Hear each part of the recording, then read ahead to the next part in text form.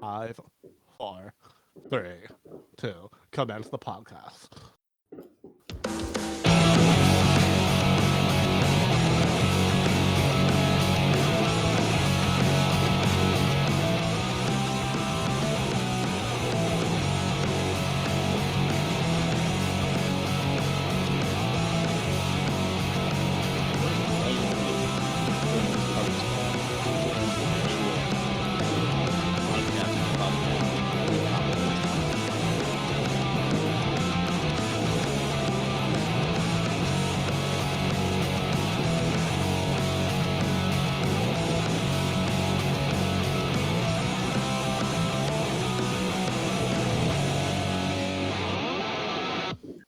Hello and welcome to the Worst Movie Ever Made, an experimental movie podcast designed with one thing in mind, to find the worst movie ever made. I'm your host, Chris Ackman. I'm joined by my co-hosts and fellow mad scientist, Rob Scucci and Bob Hassick. Hey guys, how are you? And happy 4th of July. Such a great holiday indeed. The rockets red blare, and the grass burning in the air, and all that fun stuff. I'm not doing too great because Bob picked Nothing But Trouble this week, starring Dan Aykroyd, Yep. Chevy Chase, John Candy, and Demi Moore. The film is a mix between Texas Chainsaw Massacre and Pee-wee's Playhouse. And it involves a financial writer who's exceedingly wealthy who gets kidnapped by Dan Aykroyd in a ghost town after running a stop sign, which is punishable by death. And that's about right. I'm going to turn it over to Bob now because I'm getting really angry just thinking about it. Bob? Listen, I didn't make this movie. I just put it on the poll for fuck's sake. But I did watch this as a teen. Like it was 1990 or 91. I was like a budding teenager, like about to start high school.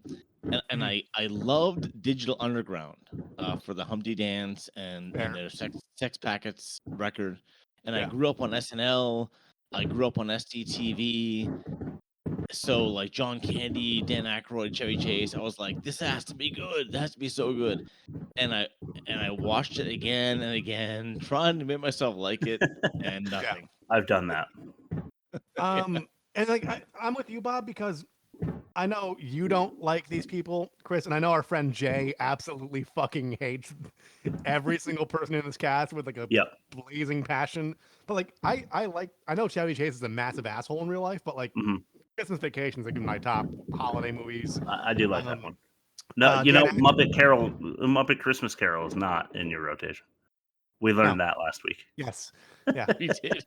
With old guy. Michael Caine. Michael Caine, yeah. Yeah, as Scrooge. But like I'm Dan Aykroyd was great in Grosse Point Blank. John Candy was great in Planes, Trains, and Automobiles. Like he wasn't great in Hot to Trot, which you can listen to at www.theworstmovieevermade.com. Truth. I don't know what went wrong, and we're going to get into it today, I think. Yeah, you're right. I don't like anyone associated with this movie but John Candy. I am a Candyman. But otherwise, I don't like anyone else, especially Dan Aykroyd. And he had the keys to this movie, and he drove it right off of the New Jersey Turnpike into the fiery pits of hell. Speaking of the fiery pits of hell, let's throw it to YouTube.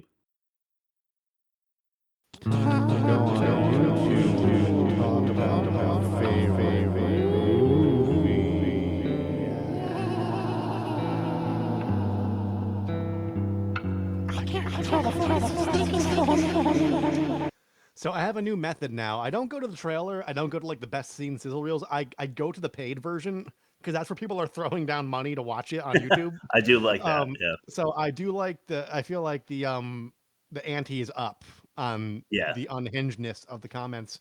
And I did something a little different this time too, where I did a lot of call and responses. So someone comments and then the replies to it. Cool. So number one, let's just find it real quick. This is my favorite movie ever. I've waited years for it to be free so I can watch it whenever I want, just like I used to with the DVD. Best day of my life.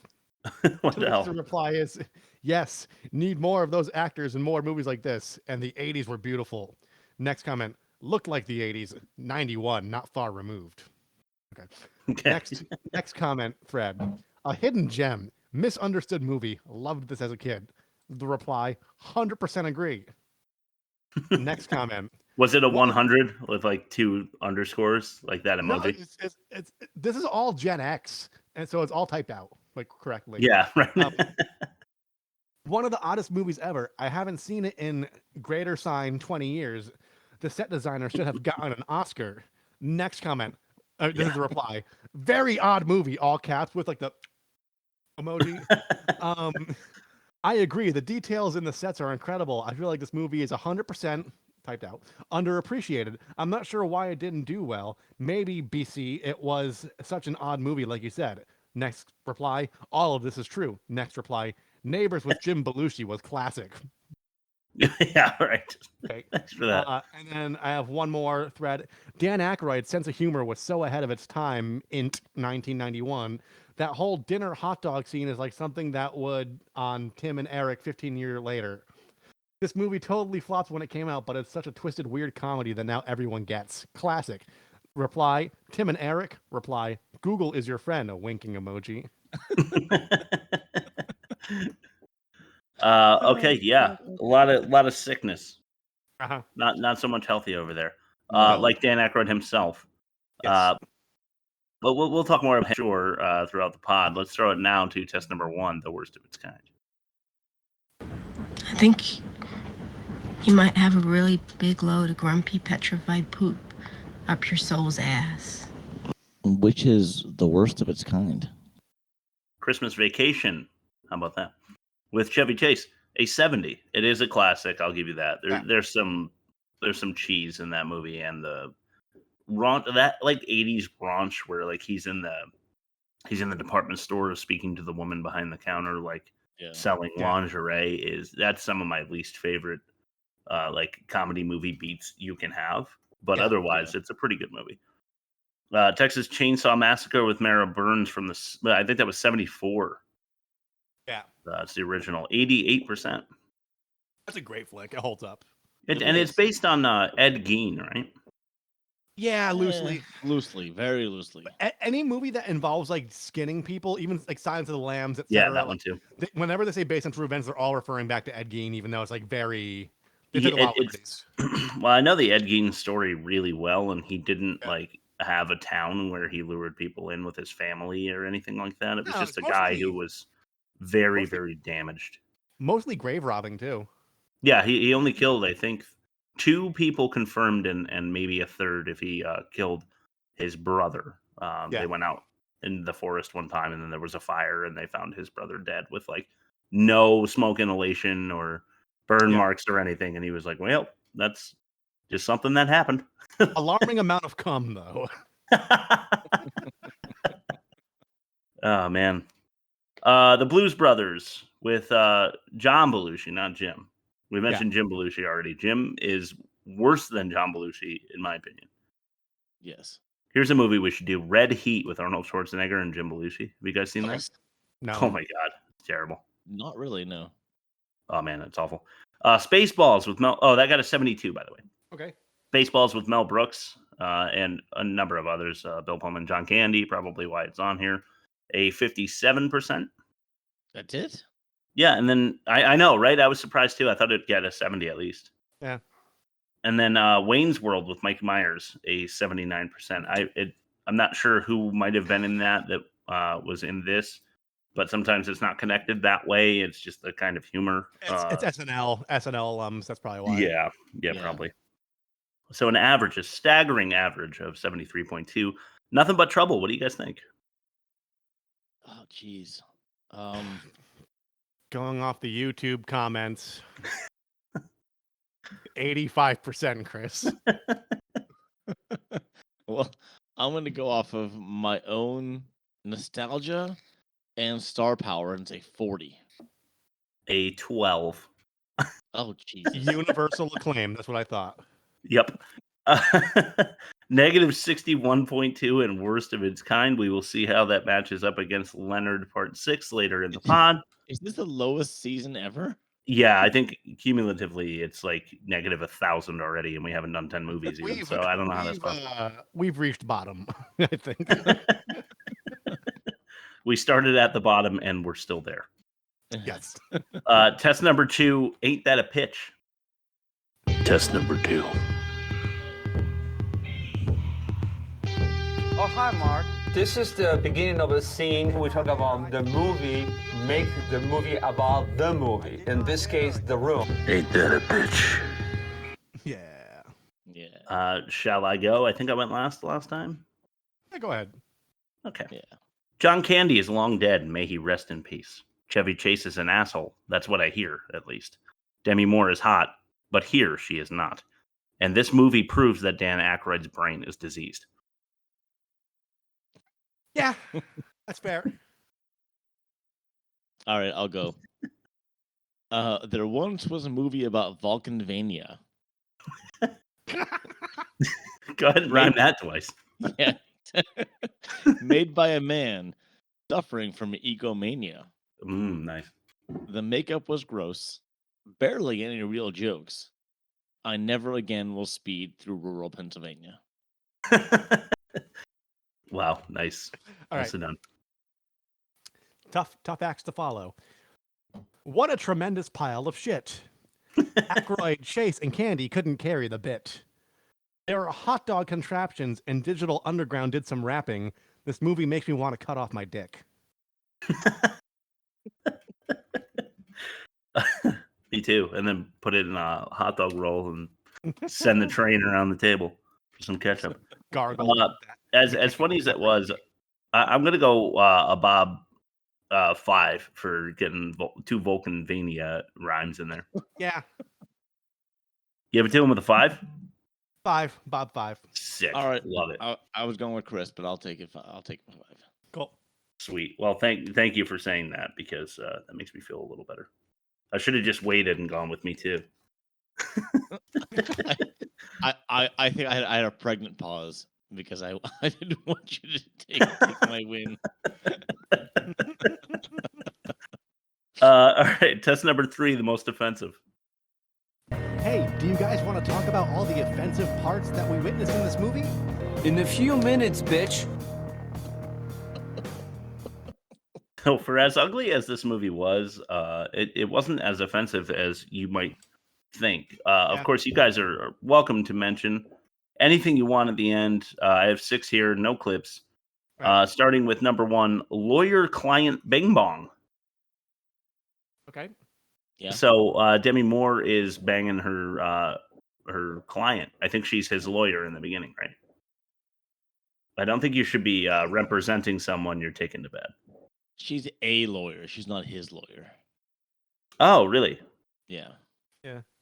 Are we sure? Yes. Pretty sure, yeah. All right, well, cancel number 1 then. Well, I mean, I'm still gonna. It was fluff anyway.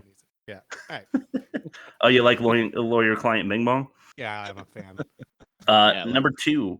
Go ahead. You like it? Yeah. Okay, I just want to hear that again. Number 2. In any situation, fleeing from the fuzz. Yeah. Yeah, and not just like I don't know. It was just it was so blatant and out of its time. I mean, that was like 90. Yeah. Yeah. It just never would happen. The Brazillionaires are like, oh, go faster. You're in a beamer. You can totally outrun the cop. And so he's like, all right, I guess I will. Like, no one's going to be, especially like a financier who like plays by the rules. Do you think... You sounded like Tommy Wiseau when you did your Brazilian accent. Well, we don't know where he's from. He could be from Brazil. Do you think that the chase scene in this movie inspired the lyrics to Hey Jealousy by the Gin Blossoms? Yeah. Yes, I absolutely do. Let the cops chase us around. Number 3, Death or Eldona. Yeah. This is I mean, this is going to come up again for other reasons, so I won't say it all here, but forcing someone to marry your granddaughter, was it? Yeah. Yes. Or face a horrible death in the Bone Ripper machine. Seems a little offensive to me. I called it the boner coaster. I just had more fun. But right up. Yeah. You got to throw boner coaster. Boner coaster. All right. That's awesome. Number 4, John dressed in drag is the whole joke. Mm-hmm. They don't even have him do a. I think if he did an unconvincing woman's voice, it would have been funnier. Yeah. Yeah, but they made the character a mute, so they had to avoid that, right? So yeah, in order to struck dumb by a thunderclap. Dan Aykroyd's old man Alvin. What was it? Sheriff? No. But Judge Alvin? I think it was Judge. He was let's go with that. Yeah, Judge Alvin's character says she was struck deaf, dumb by a thunderclap. Yeah. All right, I digress. Number 5, say sorry to Sao Paulo. What did Sao Paulo do? They threw 2 jokes in there about how bad it smells. I was wondering the same thing. Like, why? Why is that so funny? I really don't know. Maybe there's something happening in 1990 with Sao Paulo where where is Sao Paulo? I assume it's in Brazil. Sounds right. Sao Paulo, Brazil. Yeah, Rob's gonna look it up real quick. Rob's gonna look it up because I want to know right now. Yeah, so do I, and so does the audience. Yeah, it's in Brazil. It's a cosmopolitan melting pot city, home to the largest Arab, Italian, and Japanese diasporas, with examples including ethnic neighborhoods of Bixig. Yeah. Well, all that food mixed together, I guess that's why it smells. I was assuming it was an LA reference because there was very, like, a lot of these movies in the 90s were based in LA, you know? Yeah. Yeah, like New York and LA smell. Yeah. New York does smell. Yeah, it does. Jersey smells. Most cities smell. Yeah, Jersey smells bad. You know what city doesn't smell in my experience? What's that? Boston. Smells like weed. Yeah, that's fine with me. That doesn't smell bad. Yeah, most cities do nowadays. Chicago. Very true. Ain't that the truth? Pittsburgh. Not a bad thing, right? Yeah. Number 6, sinful use of stardom to insult all of cinema. That's another fluffer. But in my opinion, giving Dan Aykroyd this much power and did he write this movie with his brother? Yeah, he did. He wrote most of it, yeah. He produced this movie with his brother? It was inspired by a story his brother told. This will all come out in worst production, don't worry. Okay. Well, I'll leave it at that. You guys want to mention anything else? I'm sure I missed something. Just didn't make any sense. I'm offended because it exists. Yeah, me too. I really am offended that Bob made us watch this. Mm-hmm. Hey, it could have been anyway. It could have been worse. Yeah. This movie could have been worse. My choice could have been worse. Oh, wow. Okay. Well, I guess we'll see. All right. Let's throw it to test number 4, the worst dialogue. Do you like what you see? Would you like to touch what you see? Would you like to go out with me? Would you like to fuck me? Just the worst dialogue. Bingo. Bingo. He grabs the stethoscope thing. He's like, bingo. Bingo. And it's not in her ears, so her neck hears it better. All right. All clips here, 5 of them, starting with number 5. Lame. What is this place? My God. So that's where they buried Flipper. Flipper's dead?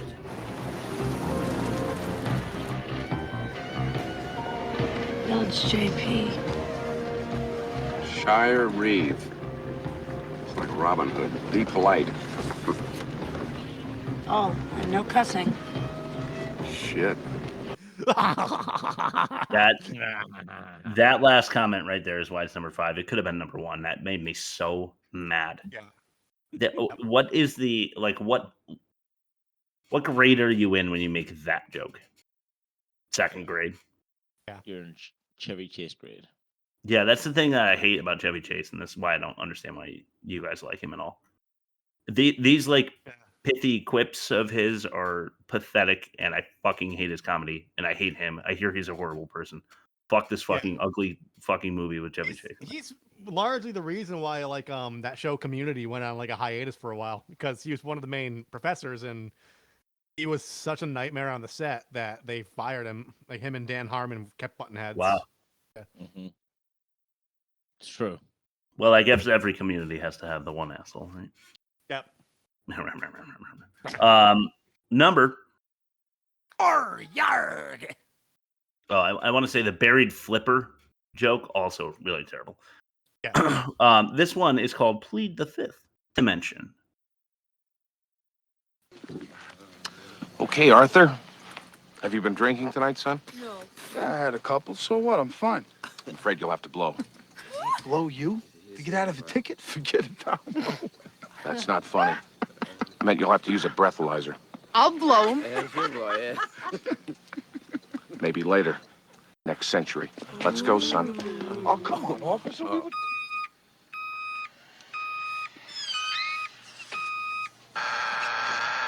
You blew double drunk within the village limits. You're going with me. Sure. Whatever you say, officer. Say goodnight, copper. Please. Please, no. Don't kill me. Chiefy, pal. I was only kidding.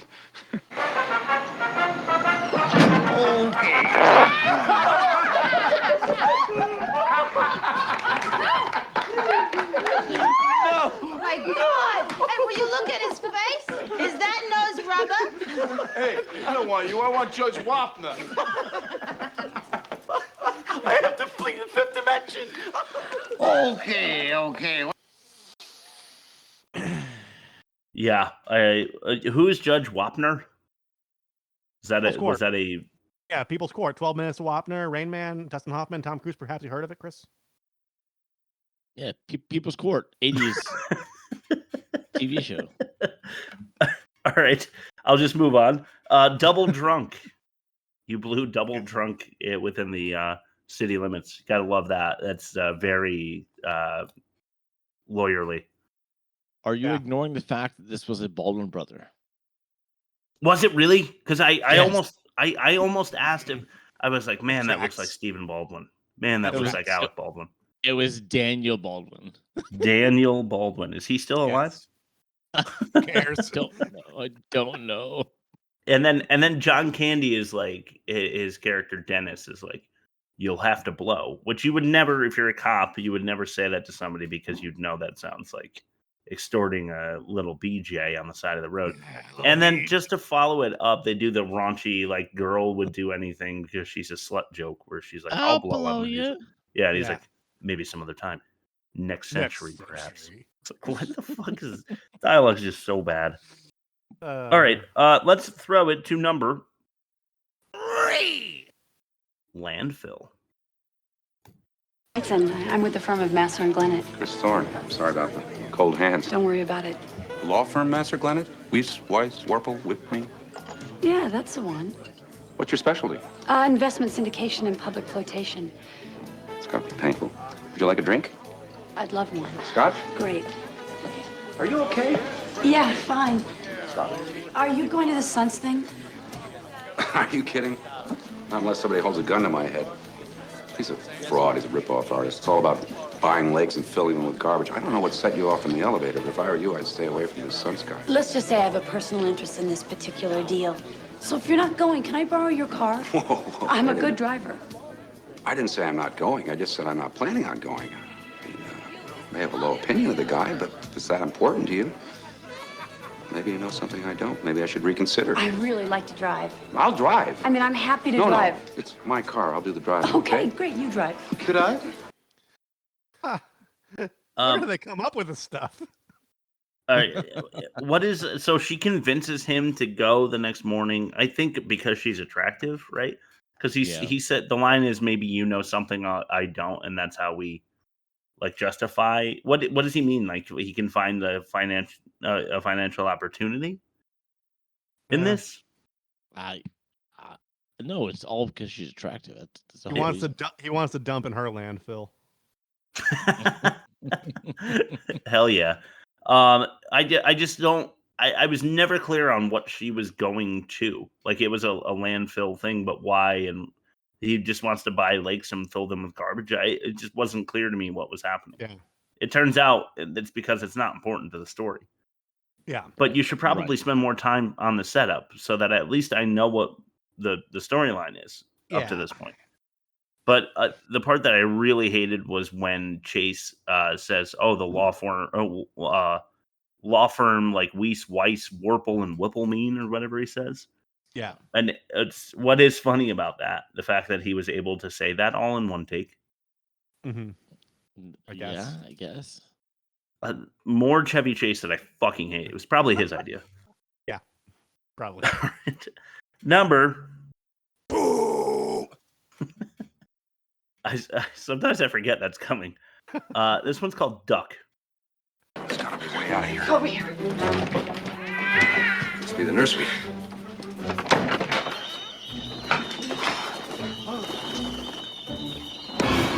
Bathroom. Guano. Marjorie Vulcanheiser. She forgot the duck? Jesus, it's moving.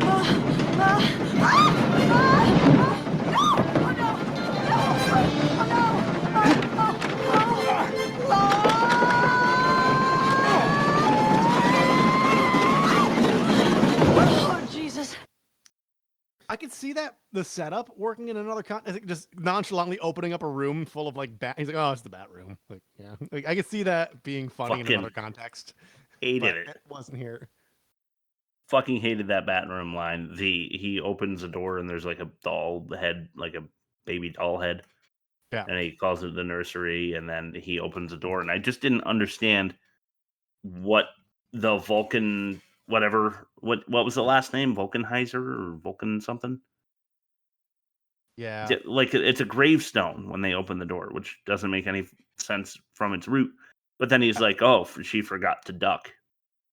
Which brings up a whole nother question. Are they the Reeves or are they the Vulcanheisers or whatever? Well, Vulcanvania is the town. Yeah. So the Reeves took over the Vulcan whatevers, because the gravestone has not Reeves on it. And I feel like the judge is bloodline, Vulcanheiser or whatever. Yeah, I guess. You know, it's all just confusing and stupid and not at all funny. And anyway, number one is a fucking ridiculous clip. I hope you are prepared. Strap yourselves in for number one, Daddy.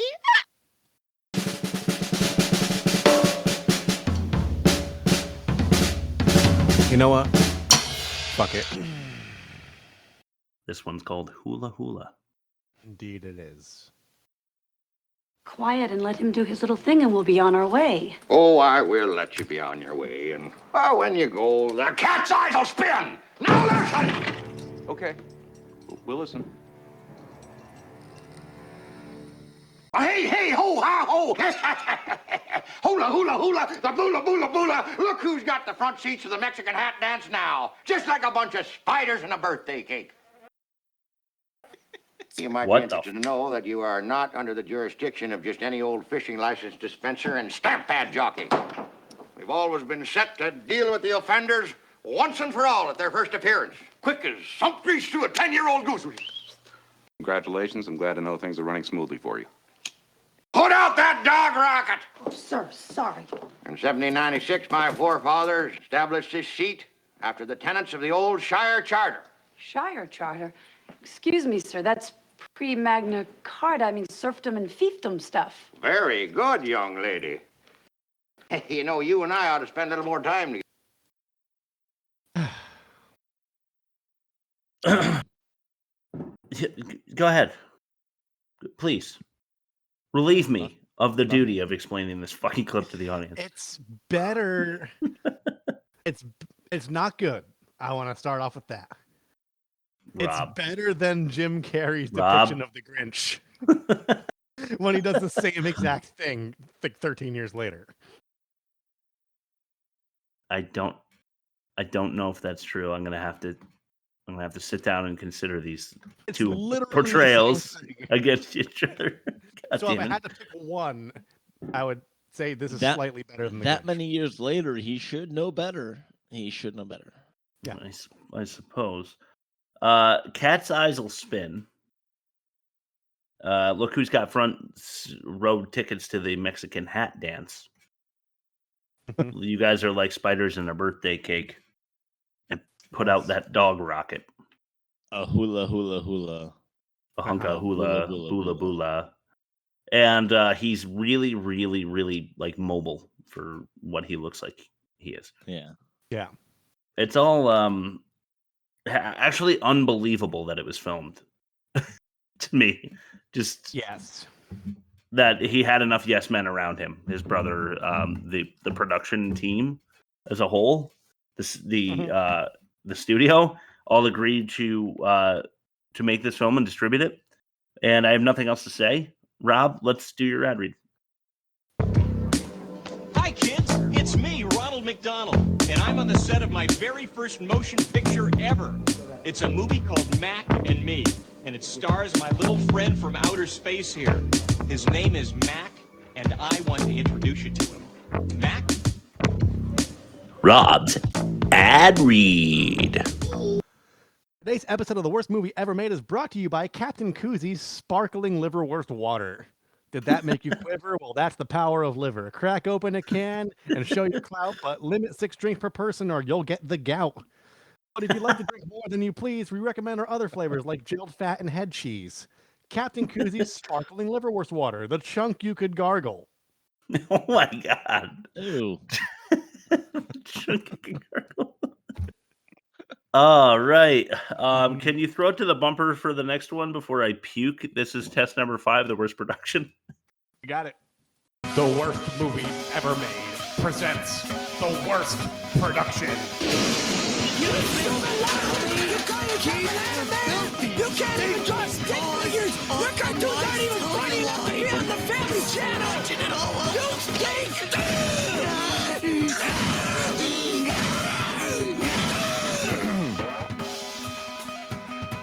Hey guys, just came by to pick up the finished film. That heifer scream will always be satisfying to me because it's just got such vitriol behind it. Rob, that is Mr. Big Head's son that's picking up the reel, right? Yeah, it's Ralph Big Head. Okay, got it. Thank you. Yep. Okay. All right. Worst production this week, I titled Misdirected Passion Project. I like it. Yes. So the Aykroyd brothers, which is Peter Aykroyd, the story, and Dan Aykroyd, writer, director, producer. Not to so be confused invested. Not Go to be ahead. confused with the Coen. Not to be confused with the Coen brothers. I just wanted to clarify real quick. Please don't confuse me. I'm too in love with the Coen brothers to make that confusion. Same. I love the Coen brothers. So they were so invested in making a quote unquote horror comedy, and seemed to be resolute on the whole justice of the peace in a small town storyline from the start. And like a good comedy director disliked the script. Like many good comedy directors, like John Landis, John Hughes, they disliked the script. Chevy Chase disliked the script. But the studio had faith in Aykroyd and gave him way too much money. And even with the money they gave him, he went $5 million over budget. Wow. Yep. Any idea how much that was in total? I'm always curious. $45 million. Jesus Christ. $45 million. I forgot to look up the amount lost, all that kind of shit. But yeah, he lost. I want to say he lost money. I imagine so. I mean, to date, maybe it's gotten close. But... I mean, this is before streaming, so DVD sales, rentals, income may have been to make up for it. Yeah, that could be. But yeah, I'm not surprised to hear. Didn't they thank John Hughes? Yeah, at the end of the movie? John Hughes gave it his blessing. He liked it, but he didn't like it enough to make it. Yeah, so he was like, "Yeah, it's great as long as I'm not connected to it." And they're like, "Well, we're going to throw your name in the hat anyway." Exactly. So, on the fly, Bob, I was trying to look up something that cost comparable. So, $45 million, that adjusted for inflation, that's a lot more money now. Jordan Peele's Nope only had a budget of $68 million in today dollars. Yeah. So say that those are the same. And Nope made 30 like plus years later, right? Yeah. And how much did Nope make? A couple $100 million, I imagine. It did pretty well. I already closed the tab out. It was like 100 something or 300 something. And that wasn't even Jordan Peele's best. Like, not even close to his best. Yeah. Oh, you don't think so? Get Out, probably. Get Out was so much better. Yeah. I really, really enjoyed Get Out, and I was thinking that Nope was Get Out when I was talking just now. I forgot that he came out with another one, Nope, right afterwards. That's like about doppelgangers or something. Us was after Get Out. Then Us was the doppelgangers. Nope is the aliens. Mm-hmm. Okay, got it. All right, test number 6: the worst acting. Not hit her. It's not true. It's bullshit. I did not hit her. I did not. Oh, hi, Mark. Just the worst acting. Number 1. This is Eldona. Well, folks, I'd like to introduce my granddaughter, Eldona. She's single and the best Class A mechanic in 5 states. Adorable, Judge. She'd make an ideal wife, too. Genuine wage earner and struck dumb at birth by a thunderclap. Kind of woman. I think the two of you'd make a perfect couple. You look pretty this evening, sister. Doing something different with your hair?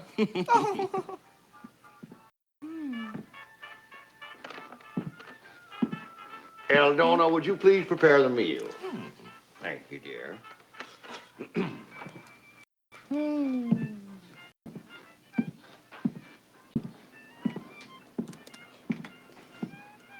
Want to see a wine list? Young man, it is basic human politeness to share your conversation with the whole table. So what's on your brain? So fucking dumb. And that lady at the end is really the last stitch on the bow tie. I don't know what the fuck I'm going for. The icing on the cake. The last stitch on the bow tie. That's it. That's a Northeast saying. You guys aren't from here anymore, although Bob is. not that far northeast. That sounds like spiders in a birthday cake. Fuck. You're running bases for the wrong team. Or whatever I said last week. All right. Number 2. What the fuck? Yeah, I know. We won't lose you. Hi! I'm Bobo. That's Little Devil. Hi. We're not allowed in the house. Oh, is she okay? Uh-huh. This is the whole reason I picked this movie. Because of those two? Pretty much. I was absolutely out of my mind, like stomping around the kitchen screaming when I saw those two Aykroyds in fat suits. It was like Alice in Wonderland, but even more drugged out. I couldn't understand it. I still don't understand it. That's Aykroyd in both fat suits, right? No, it's just one Aykroyd and some random guy who I forget his name. Some guy that can do a similar voice to what Aykroyd was doing. Yes. Here's the thing that I find troubling. And this might be a catch-all thing. They wrote the script. It got greenlit. Developed it. The costumes and sets were designed. They did multiple table reads. They had catering. They were on set 18 hours a day. And not at one point did somebody say, They did, but then Dan Aykroyd started talking about aliens. And they're like, well, I don't think we're ever going to get through to him.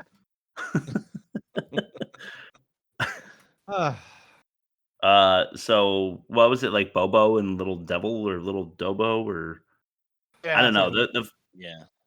The fat suits were unconvincing to say the least, and super ugly. They're supposed to like greasy mechanics that are really dumb or something. I don't know. Just totally fucking whacked. I don't get it. Number 3. Why?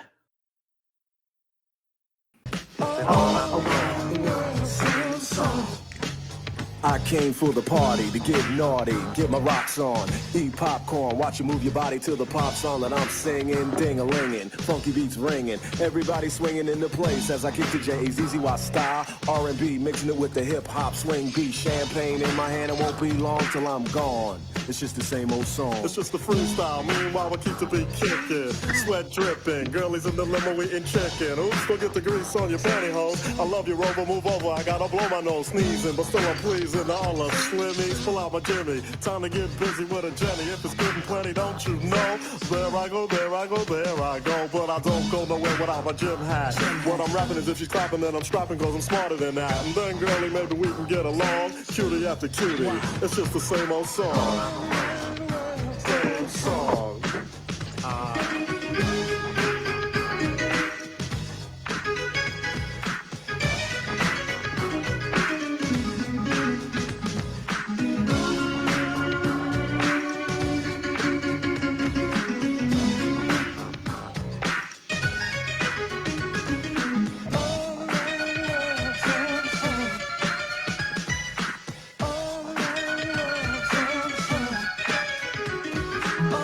To their credit, that was an actual Hammond organ, to the best of my knowledge, and the hands were actually like miming the notes correctly. I fucked up. That clip was I was supposed to play that clip in the catch-all. Oh shit. So I guess we'll skip that in the catch-all. There you go. I'm not sure why that was part of the movie. They just did like a probably because they didn't have enough like storyline to plot out a whole hour and a half. They barely made it to an hour and a half. They were probably just like, let's get like a musical group in here and waste 10 minutes.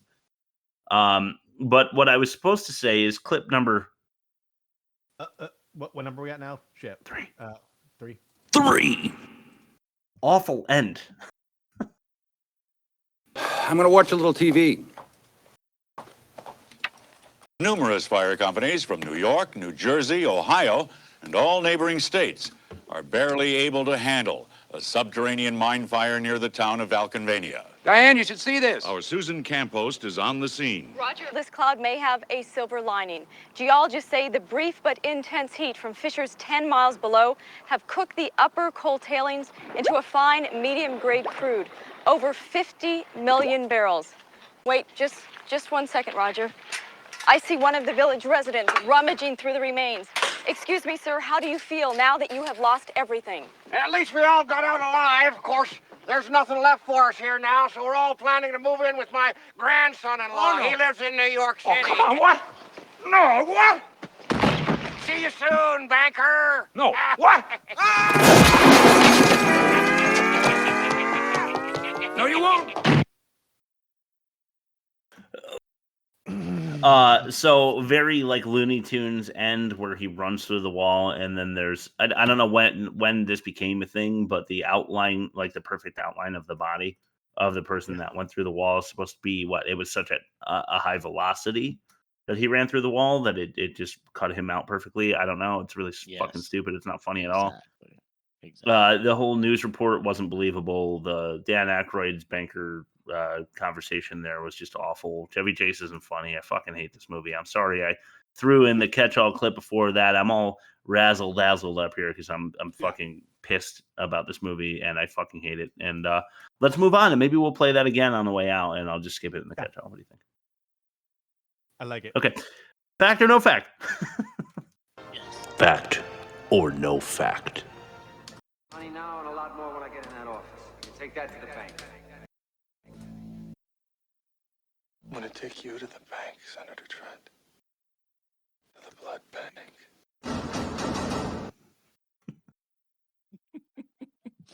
All right, nothing but trouble. I called fact or no fact this week. Nothing and trouble because Nothing this and story is trouble. nothing, and it was just trouble. It was. All right, so once again, and I won't fuck this up again, we're looking for one lie among 4 facts and 1 lie. See, I like that because then the audience gets 4 actual facts about the movie. I know, I love it. And it's just so happens that every one of these facts involves Dan Aykroyd. Of course. Okay, sweet. Okay, so first one. The Justice of the Peace traffic violation scene were actually based on true events involving Dan Aykroyd. Okay, second one. Dan Aykroyd played the part of Bobo because he couldn't find anyone else willing to. Okay, third one. Dan Aykroyd directed this movie because he couldn't find anyone else, a director who was willing to. Okay. Fourth one. Dan Aykroyd wanted to play Chevy Chase's character and the judge, but the studio wouldn't let him. And last one. Dan Aykroyd directed 2 more movies after this one, but all 3 were box office and critical failures. All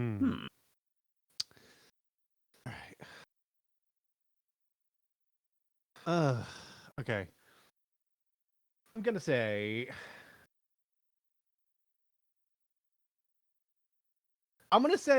He didn't do the part of Bobo. I think the lie is he played the part of Bobo because he couldn't find anybody else, because Bob, you said earlier that somebody else played the other guy, which means there was at least one person willing to get in one of those suits. And if he really wanted to, he could have had that person play both of them. So I think he felt like a need to do it. So I think he could have found somebody else. So I'm thinking that's a lie, and I'm just gonna highlight that in bold. But I'm gonna circle around real quick. He directed this movie because he couldn't find a willing director. I think he directed this movie because he wanted to, and we know his brother wrote it. And I think like he's just like, I'll take the helm on this, old bro, because. So here's the thing. They all seem kind of like fibs, but I think there's a little Bob foolery going on. He wanted to play Chase's character and the judge, but the studio changed their mind. He directed 2 more movies after this, but they flopped. That's the other one I think that might be a lie, because I think despite his flaws and how this movie went, I think Dan Aykroyd's at least somewhat intelligent and realized I probably shouldn't direct anymore. So, and then the Justice of the Peace traffic violation. I know that's true. I think I read conflicting reports, but I think that one is actually true. So I'm gonna say the lie is he played the part of Bobo because he couldn't find anybody else. Because based on the other guy that looks exactly like Bobo, he did find somebody else. Meaning, I think he just wanted to do it. So I think that's a lie. I think he played the part of Bobo because he couldn't find anybody else is the lie. Okay. I'm going to just skip to the punch here and say that Aykroyd did. I'm going to say that he wrote Chase's character for Chase because they're old SNL buddies. So I'm going to say that's the lie. Number 4. All right, going in order, as I usually do. This was a Peter Aykroyd story based on a Dan Aykroyd experience of him being in a Justice of the Peace in like central Pennsylvania. Like he was pulled over for a traffic violation, like speeding, and was like taken to a Justice of the Peace and fined, and then he stayed afterwards for like 4 or 5 hours for tea. And so that was like the whole. He was famous then. The story. So that was real. Was the Justice of the Peace just holding on to him because he was famous and wanted to have tea with Dan Aykroyd? No, it was like the 70s. So he wasn't even famous yet. He wasn't. He might have been SNL famous, but barely. Yeah. Okay. Yeah. Dan Aykroyd played the part of Bobo because he couldn't find anyone else willing to do it. Sorry, Rob. Dan Aykroyd also wanted to play Chevy Chase's character and the judge, but the studio... That's not in order. You're just excited to tell me I'm wrong. You skipped number 3. Shit. I had it written in a different order on my original script. Yeah. Just couldn't wait to tell me I was wrong. and number 3/4, he couldn't find a director who's willing to do it. That's a fact. Since it's 3/4, I think I should get half credit for that one. The lie was the last one. And Aykroyd second choice. He only directed this one. He was his first and his last. He never directed anything else. Rob did say that one. I think he should also get half credit. And if you put both halves together, it's a team win. Therefore, I won this one. You know what? Because Bob made us watch this movie and he put it on the poll. He didn't make us watch it. He put it on the poll. I'm okay with that assessment, Chris. Okay, so Chris wins. Awesome. Another one this season. Man, I'm on a fucking hot streak. Let's throw it to the catch-all. It's basically... My half credit rounds up to a Chris win. Okay, just want to clarify. It's undefeated, basically. Time to have a little bit of fun with the catch-all. We're going to get our little nets. We're going to prance around like SpongeBob catching the jellyfish. And we're going to catch every darn little thing that we want to. Doesn't that sound like fun?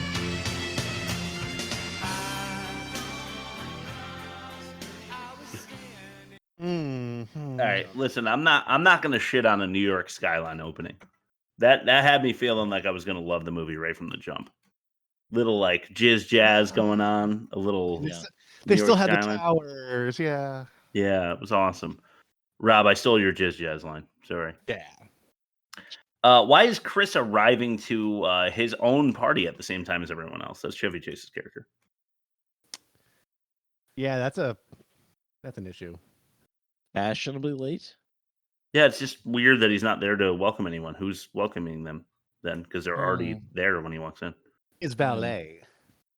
I suppose. But his valet was with him. Oh. Okay.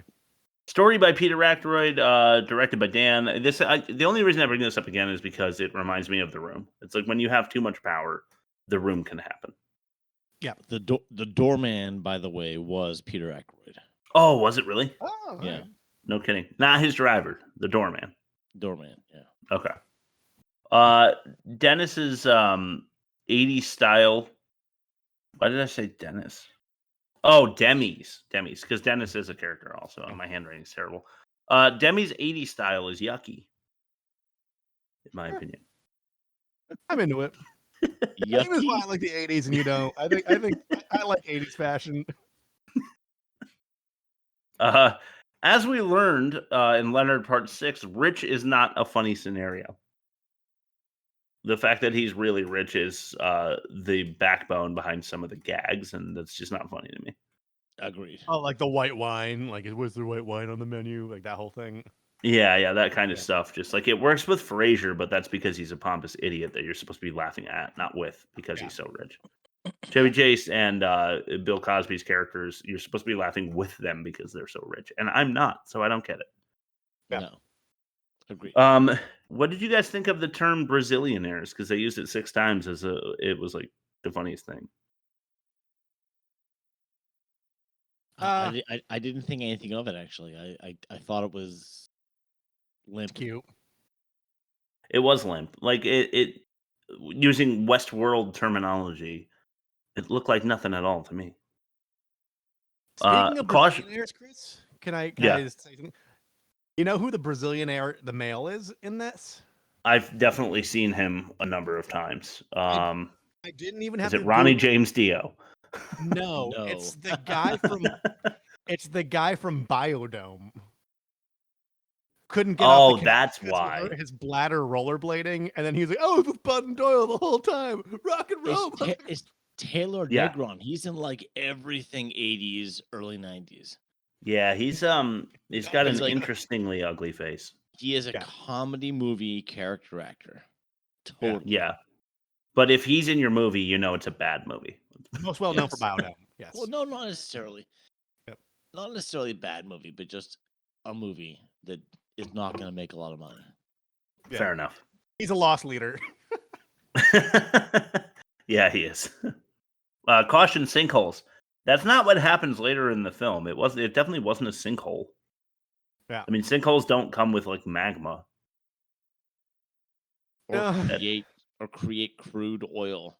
Yeah, what the fuck was that? That's a good point, Bob. I meant to say that earlier. Like, what are we talking about here? Like, do you think like 30 feet down below us is like magma? Like we're through the crust? What the fuck are we talking about? No. Off the highway in New Jersey for 10 minutes, and they're suddenly in a Tennessee whiskey village. Yep. No, it's just not like that in New Jersey. 10 minutes off the highway in New Jersey, and you're a little scared to go in the convenience store. Like I had to do before in my life a couple of times. Yeah. Lucy I'm home joke, terrible. Another Mhm. Chevy Chase clip. That's Probably made it up on the spot. What the fuck is happening? Sometimes I write these. I was wondering at that time, so I wrote it. Why is Dennis, that's Candy's character, pulling people over at all if he doesn't want to bring them to Judge Alvin? Well, he does if they're drugs or weapons. Yeah. But he does if they're speeding away from him as well, I guess. So it has to be. I mean, he knows what he's dooming them to death in most cases. Gotta meet his Most quota. cases, yeah. Yeah, and he seems like a moral, redeemable character because he's with the Brazillionaires in the end. I don't feel like if you know you're feeding a serial killer more bodies, that you're a redeemable character. Yeah. On that note, though, a serial killer judge outside of the jurisdiction of the United States, not well explained enough for me to understand why. Nope. The hot dog gross out dinner is over the top and totally immature. It's not funny. It's not like a skit that would be in a more modern movie. It's just shit. And gross. He apparently chose a penis-shaped prosthetic rubber nose because they make it very clear to Chevy Chase that it's shaped like a penis, and that's the joke. But then we find out later that he has a rubber nose that he pulls off. So he chose that design for his nose. Yeah, I didn't think about that, but He chose a penis nose. Yep. Dennis has been working for the Reeves since he was 8. Yeah. Doing what? I don't get that. Jimmy Hoffa joke. Very original. Yeah. How many cigars does Chris have in his pocket? That's Chevy Chase's character. Every 15 minutes, he pulls out another cigar to prove to us how rich he is. And I'm wondering how many he has on his person because he doesn't have a bag or anything. Yeah. Right. One for Demi, one for him. One for him, He- one for Demi. And I think that happens a couple of times. And then Demi stomps a dog rocket out in the courtroom. So we've got like 5. Yeah. I don't really get that. Cozying up in the attic next to the dead bodies they found. Yep. Yeah. He's obviously too mobile for an old man with a prosthetic leg. I kind of alluded to this before, but he's chasing him around the room. And it's definitely too much. Far, far too much. I wish that I wrote that I wish that Humpty Hump and Tupac didn't attach themselves to this piece of shit movie. Yep. I feel bad for Eldana. I don't think I should because she's also a murderer, but I just Right. It's her wedding day as far as she's concerned, and then he like turns her down, and I just feel really bad when she goes running away. But was it her only wedding day? It feels like there must have been several. It might be a regularly occurring Well, mishap. tell me that doesn't make you feel even worse for her. Yeah, that's good. No wonder she's a serial Alright, killer. alright, alright. I might be too. 0-hour trope with the blades. And it Yep. leads to Diane getting out of the chains in a jiffy. When Chris comes over, he gets Diane out of the chains. And I don't know how he managed to do that so quickly. He just says like, oh, I'll just like move it around and your hands will come out. Did you? I don't want to get too ahead, but did you have anything about the watermelons in your write-up? No. Why did they have to demonstrate that a bunch of really heavy blades dropping from a really Fair. tall height Why do they have to demonstrate what it would do to watermelons before they tied her up? Yeah, they had to wind the whole thing back up. Then it's like, was it because Gallagher? Was it like a not a Gallagher? Ooh, that could have been a Gallagher reference. Yeah, Could it have been? Maybe. it could Probably have not. been, and that's smart. My family was into Gallagher back then, so I know his act. Oh God.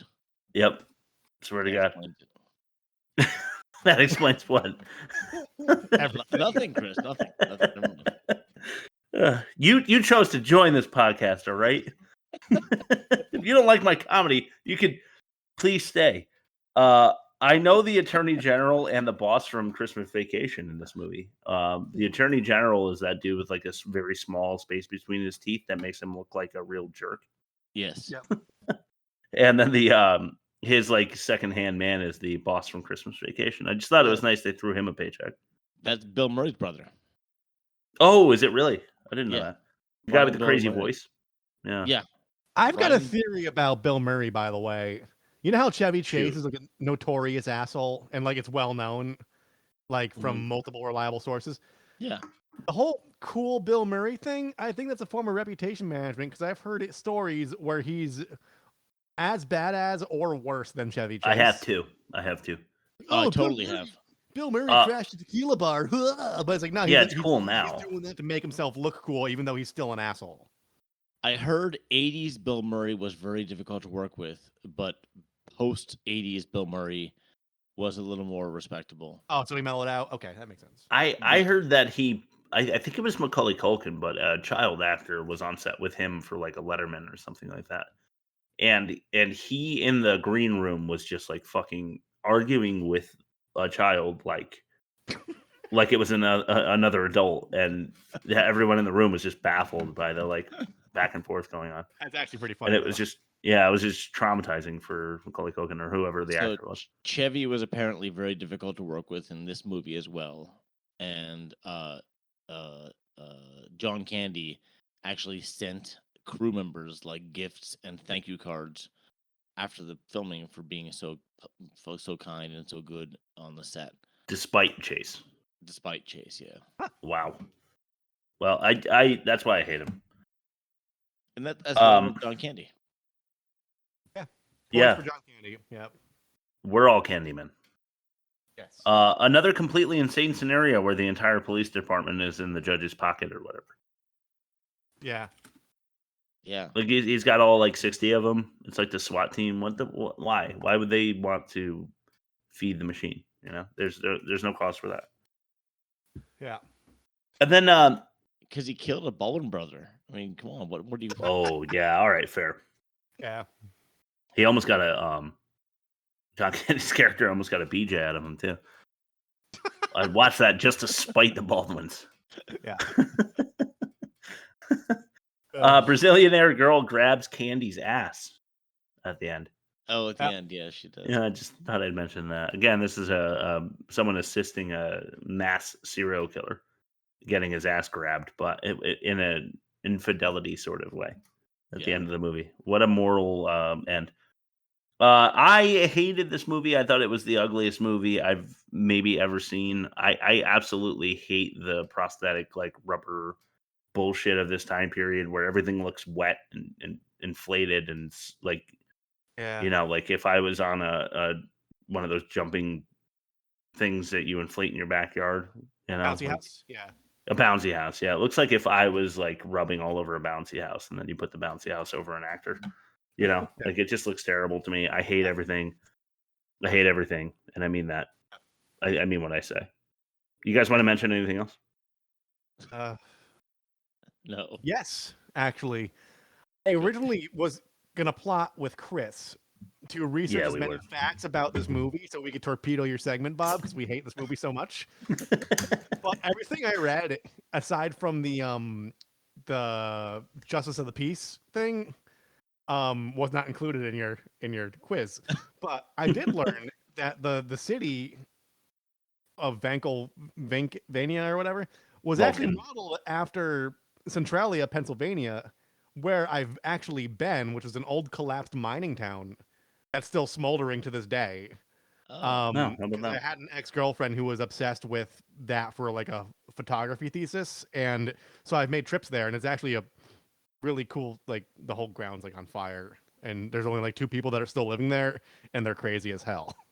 So I didn't know that. Was that why? It's just occurring to me. Isn't Vulcan like a Latin derivative volcano kind of? Isn't there something there? Vulcan means like if you're a volcanographer or something, you're a student of volcanoes. Yes. So they call it Vulcanvania to justify the magma at the end. Vulcanvania was actually the original title of the movie. Only in post-production was it changed to Nothing But Trouble. It was originally called Git. Git? Yes. In my research to Torpedo You, which failed miserably, I found that fact out as well. Git? But yeah, Vulcanvania is what Dan Aykroyd apparently still calls it in his heart, because in his mind's eye's heart, it's what he still calls it. In his mind, because he thinks it is named that, and he also thinks that everyone who's ever claimed to be abducted by aliens has been abducted by aliens, and he believes all of the Mayan bullshit about the crystal skulls, and he believes Bigfoot. He believes every fucking conspiracy theory you can think of, because when you're gullible, you're gullible. And when you're insane and gullible, you make nothing but trouble. And Rob, let's throw it to your Magic Marvel corner. Spider-Man does whatever a spider can. Spins a web any size, catches thieves just like flies. Look out! Here comes the Spider-Man. Rob's Magic Movie Corner. Captain America, Civil War, bitch. All right, taking questions. I hated this movie. Let's go. Who first? I don't remember. I guess I don't know. I guess I'll go first. Okay. So I read the story on Wikipedia because I didn't watch this. Is it justice or a cheap sequel fodder to magically fix the guy's legs so he can't be paralyzed in the next movies? What? I'm trying to think who you're talking about. Like Jeremy Renner's snowplow incident happened way after this. No, not Jeremy Renner. I think it was John Cheadle. Oh, what happened to his legs? He was paralyzed in this movie, and what's his name magically fixed his legs so he could have movement in the next movies. So he could be Iron Man fixed his legs. Iron Man makes him War Machine or whatever. Don Cheadle does get injured. Probably. Do you That's think his answer. like, Probably. Is that good? Is that justice, or is that just sequel fodder? Sequel fodder. The whole.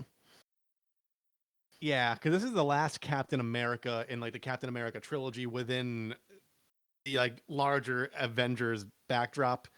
But Cheadle's character isn't really. He's always ancillary. He's never a main guy. Yeah, and he does become an Iron Man. Yeah, so I'm gonna say sequel fodder because as much as I watched this movie at regular speed and I vaguely remember any of it because it was so bad. Okay. Gotcha. Is it a civil war if nobody dies? Because I remember in American history, when we had a civil war, there was more than 0 deaths. Yeah, there was a little bit more than 0 deaths. There was enough deaths where people were wading up to their ankles in blood of their fallen brethren. Yeah, kicking their friends' arms and legs out of the way so they can walk straight. And when I hear that when you go to Gettysburg, you could still hear young men wailing in the distance. I've heard that too. Yeah, there's less so of that in this movie. Yes. There was just me in the background going, oh, God damn it. Why am I only in the middle of the Marvel Cinematic Universe? 15 more of these. Gettysburg, by the way, is adjacent to Vulcanvania. Anyway, so oh yeah. Should this? My question is, should this have been titled as an Avengers movie? Because it seems it should be. Yeah, for real. Yeah. That's your answer. I don't know. Yeah. I'm getting good at questions. Yeah, Stump machine over here. I either feel with Marvel, I feel like I enjoy it. This is fun. I can get behind this, or I feel like intense rage, and I feel nothing after watching this one. So I'm just having trouble answering the question. Okay. I like Bob the Axe Hasek because he's turning everything into stumps. Number 2 for me. I just need a second so I'm not laughing while I'm talking. One can protect you. The rest of them attack you. Who are you taking? What? One of any one of the Avengers universe people are going to protect you. The rest of them will attack you. Who are you picking? Iron Man to protect me because he's got money, and he's probably got all sorts of secret lairs that we don't know about. Okay, but then the rest are going to attack you. Yeah, but I'm just saying, if you have the Hulk, then he can probably hold off some of them. I think you're dead no matter what. I think the Hulk can't control his emotions though, and he's easily manipulated by Black Widow. So she can just be like, "Oh, honey," and just give him a little rub and tug. Sun's going real low, big guy. Yeah. Why don't you just get some cuddles up on Black Widow? Okay. Yeah. It's the jelly school. Jelly school. I think jelly school's coming. I think I'm gonna stick with Iron Man. Iron Man will protect me. Okay. Iron Man will protect me. Can we clip that? Yes. All right. So I read a review that said this movie succeeds because it doesn't really try. Do you agree? Definitely didn't try. I wouldn't say it succeeded though.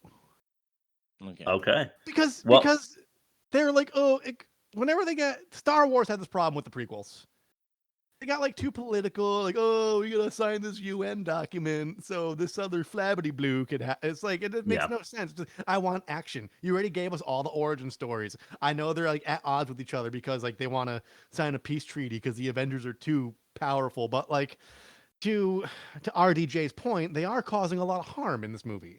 But to Captain America's point, is they do need he wouldn't sign it because he's well, there would have been more collateral damage if we weren't involved, but yeah, they're both right. They're both right. I mean, it's just couldn't they just have just duked it out for 5 minutes and just you laying out the plot so succinctly though means that you're at least into it enough to know it. Yeah, I mean, it bothers me because did you need space? Do you need Space Congress in Star Wars? No, you don't. Star Wars. You don't need Space Congress. You need blasters and you need people running and you don't need Jar Jar Binks. And George Lucas fucked the franchise up. He should have stopped with the first 3. Agreed. Yes.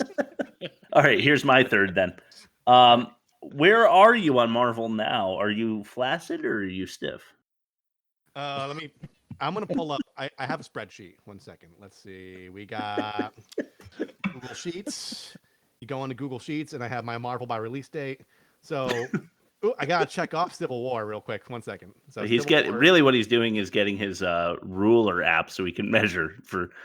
I never measure my dick again. So I don't know. Not on camera, Rob.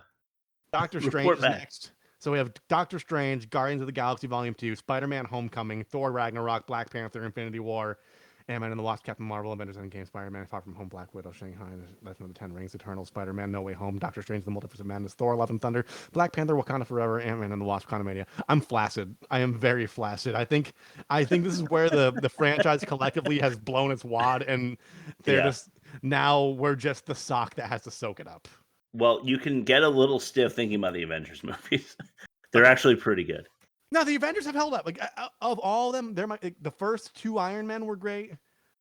The first Avengers blew my fucking mind. That last action sequence, I'm still I've since YouTube that just the third act scene where everything's just going freaking crazy and cinematically it's cinematically awesome. It's very well done, but I'm kind of okay.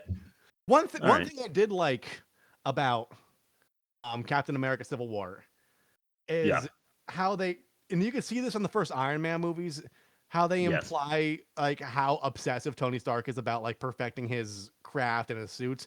When there's one scene he just rolls his eyes and sighs and just rolls backwards, barrel rolls, and like launches. So it's like you've practiced that 1,000 times, like in your little. No, for sure. So like I like that attention to detail. He's like, all right, here you go. I thought that was pretty cool. I like that. That is cool. I like that attention to detail, but this movie sucked. I hated it. I didn't. I liked Nothing But Trouble less than I liked Captain America: Civil War, but I didn't like Civil War at all. So can we call and I hope that this will set a trend for this segment, but can we call it a decreasing chub? Yes. Or Civil Bore. Civil Bore. Okay. I'm gonna just write decreasing chub at this point, just so we can. Decreasing chub. Okay. So we're having like a dick meter, like a Rob's. Yes. Yeah. We're having a dick measurement. Okay. for each week, so that we know where you are on the flaccid to stiff scale from here till the end. I can get behind decreasing chub. Let me just write that down for our records, our very official records, and we'll throw it to bad credit names. And you're the biggest liar of them all. I am warning you. You tell me another and I'll lift you myself. That is a promise, Miss Rose, Sister Rose. Of course. Another plant, Rose. Bad credit names. Funny, my kids did a switcheroo. That one you just heard, Luke, is my 4-year-old who has been a menace until recently. He's been very, very well behaved. He's totally on my good side. But my 2-year-old is an absolute maniac right now. Everything that does not go his way is like a screaming fit where he's slapping whatever's closest to him and spilling beverages and breaking glass, and he hasn't done that. But you get the point. Yeah. So sorry, man. Yeah, it's okay. It's okay. The 4-year-old is coming around, so that's good. Terrible twos. Yep, it is terrible twos. Bad credit names. So many Aykroyds. It's not just the two of them. There's like a bunch of Aykroyd children or grandchildren or something. Really? Yeah. Sib E. Ventris. That's a weird one. I wrote down picture in worst movie folder, and I turned to that beforehand. Humpty Hump. Sorry, Humpty. Got to do it. Shock G. These are all Digital Underground rappers. Shock G. Mm-hmm. Money Shock B. Shock G is Humpty Hump. I'm telling you, they got both of them. The same person. Anyway, go Humpty Hump, Shock G, Money B, Fuse, Chop Master J, Tupac Shakur, of course, Kent Racker, Nazazi Muhammad, and Schmoovy Schmoove. I just liked all of those enough. Princess McLean. Yeah. Mort Schwartz. Ew. I love Mort Schwartz.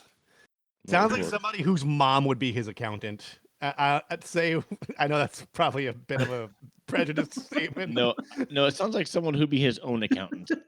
Okay. Guys, weren't we talking about how terrible it is to be?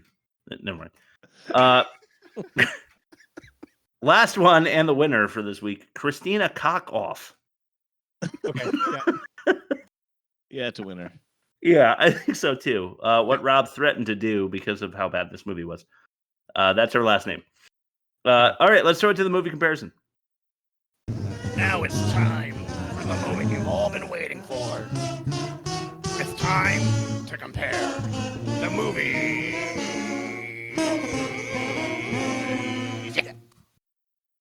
Worst of its kind for Leonard Part 6, negative 58.4, and worst so far has been a world beater. However, Nothing But Trouble with a negative 61.2 and worst of its kind wins this one.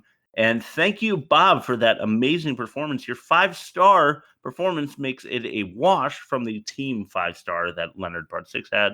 So far through 2, we are at 1-0, Nothing But Trouble. Offensive. We'll get to that. Dialogue. What do you think? This is opinion-based, but it's definitely objective. Worst dialogue. Oh, God. Nothing But Trouble is pretty bad. I'm gonna say Nothing But Trouble is worse. I think Leonard Part 6 wasn't funny. No, but I think Nothing But Trouble had worse dialogue. Yes, I'm with you on that 100%. Okay, fair enough. Production, bad writing or misdirected passion project from Nothing But Trouble? They're one and the same, but I'm going to say misdirected passion project. Yeah, I'm with you Because on that famously, like that's what The Room was, and that's notorious for being fucking terrible. Okay, so through 5, we have a 3-0 because of the wash for Nothing But Trouble. So holy moly, our undefeated champion going 4 movies strong is looking weak here. Acting, what do you think? Leonard, yeah, I'm gonna go with Leonard. Okay, They're I think not that's fair. acting bad in Nothing. I mean, they are acting bad in Nothing But Trouble, but like they're doing what I think they did what they set out to do. Fair. Okay, well look at this. Now we're at demerits, and Bill Cosby wins. I don't care what the demerit is for Nothing But Trouble. So 3-2 headed into the most offensive. Let's play that bumper, baby. I can kill you now, or I can relieve you of this gift. This black gift. the not so mini offensive mini game. Oh man, the Tiananmen Tear or lawyer-client bing-bong. I'm gonna go with Tiananmen Tear because Bob pointed out so expertly that he wasn't her lawyer. She wasn't his lawyer. That doesn't validate. Yeah, and it's not ostrich, ostrich oporosis, or candy drag. Candy drag. Candy drag. Okay, 1-1 headed into the bonus round. Death or Eldona or creepy Cosby, creepy Cosby caressing and birch cleaning 19ers. Cosby. Cosby. Fuck. You know what's really bad is now we have a 3-3 tie, so we need to determine whether or not a Bob straight up 5-star win or a team 5-star win wins it for the category of Ain't That a Pitch? Oh, because demerits are obviously Cosby. Okay. I mean, I throw out a worse demerit. I want this Nothing but movie. trouble. I want this movie to trounce Leonard Part 6, but So did I. logically speaking, I think a team win indicates strength in numbers. Bob? Oh, strength in numbers. Okay. Because I grew up watching this movie, and Leonard Part 6 I watched literally one time in growing up, and I could not bring myself to watch it again. So I feel like that's the worst movie, but that's me only. Okay, here's why. I want it to be Nothing But Trouble because I hated it so much, but here's why it's Leonard Part 6. It's come down to the wash on the pitch. And every single one of us made a roofie joke in the pitch for Leonard Part 6. Yeah, that's true. And so I think that's funnier. So let's go 4-3, a surprising comeback victory for Leonard Part 6, worst of the season still. I really want it to not be, so I don't have to figure out how to make more offensive minigame jokes. Because I'm really stretching it with ostrich oporosis and the creepy caressing Cosby stuff. I'm trying, guys. Yeah. All right. Leonard Part 6, worst of the season. Next week, Rob, you are winner once more. It will be Michael with John Travolta, a movie I have never seen. Oh, I did see it. I'm going to go on record right now. I don't remember anything of the movie, but there's one scene that deeply disturbed me. I want you guys to figure out what it is. Okay, I don't think That's I'll the have only trouble thing with I that. remember from this movie. It's the only thing I remember from this movie where John Travolta has long hair and like angel wings. There's only one thing I remember that makes me shudder to this day, and I want you guys to figure out what it is. Okay, excellent. We'll figure it out. We know you. Yes, we do. Thank you so much to the listener. I love you. I'm talking to you, Steve, at home. And everyone else who listens. Rob, why don't you plug us and send it over to Bob for his last word, and then play us out with that beautiful catch-all clip that I fucked up earlier. www.theworstmovieevermade.com. You can find all of our stuff there. You can stream us. You can watch us on YouTube. You could look at our social medias in the form of a TikTok and an Instagram account where Bob makes expertly done trailers every week and Chris posts polls every week for the what movie we're going to watch. And thank you guys for always, being on my side recently with Yeah, what the fuck, guys? Tiptoes. Gary Oldman plays a little person, and it's super offensive. Final bad movie for the season. We'll just do a 3-way tiptoe, so it has to win. How about that? Fuck yeah. I've been trying since season 1. We've been trying to watch it. Why not? Why not? Okay. And then, email us too, www.theworstmovieevermade.com. We're always receptive to input, even though we receive none. But I think I found a workaround on that. There is a new feature on like Spotify for Podcasters / Anchor FM where you can actually post interactive things in the episode.